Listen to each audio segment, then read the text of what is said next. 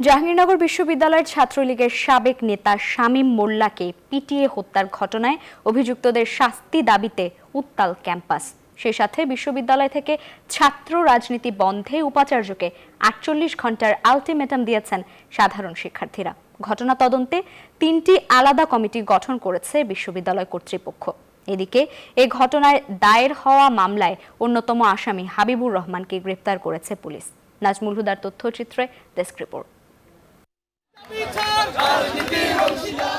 শুক্রবার ছুটির দিনেও ক্ষোভে উত্তাল জাহাঙ্গীরনগর বিশ্ববিদ্যালয়ের সাবেক ছাত্রলীগ নেতা শামীম মোল্লাকে পিটিয়ে হত্যার ঘটনায় অভিযুক্তদের দ্রুত গ্রেফতারের দাবিতে বিক্ষোভ মিছিল বের করেন শিক্ষার্থীরা। দোষীদের দৃষ্টান্তমূলক শাস্তির দাবি ছাড়াও বিশ্ববিদ্যালয়ের সকল প্রকার রাজনীতি বন্ধের দাবিতে উপাচার্যকে ৪৮ ঘন্টার আলটিমেটাম দেয়া হয়।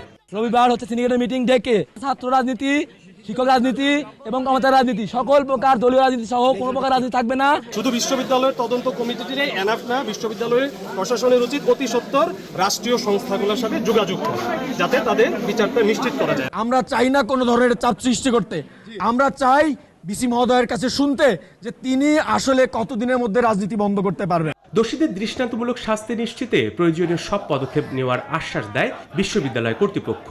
যে এখতিয়ার আছে আমার উপাচার্য হিসাবে, এর বাইরে আমি যেতে পারবো না, কারণ অনিয়ম কোনো অবস্থাতেই আমার জন্য কোনো অপশন না। আমাকে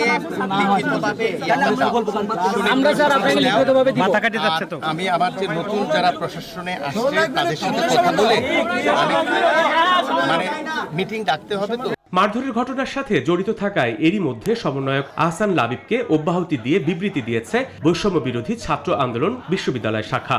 সন্ত্রাসীদের ছাড় না দিয়ে আইনের আওতায় আনার দাবিও জানিয়েছেন তারা।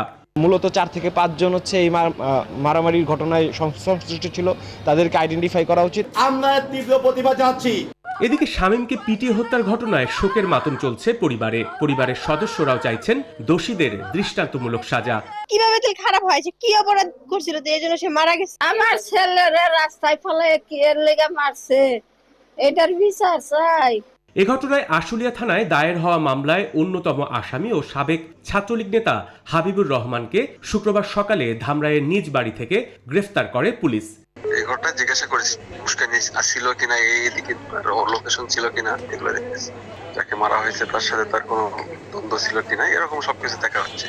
বৈষম্য বিরোধী ছাত্র আন্দোলনের শিক্ষার্থীদের ওপর হামলার অভিযোগে গেল 18 সেপ্টেম্বর পিটিয়ে গুরুতর আহত করা হয় জাহাঙ্গীরনগর বিশ্ববিদ্যালয়ের সাবেক ছাত্রলীগ নেতা শামীম মোল্লাকে। পরে হাসপাতালে নিয়ে গেলে সেই রাতেই চিকিৎসক তাকে মৃত ঘোষণা করেন।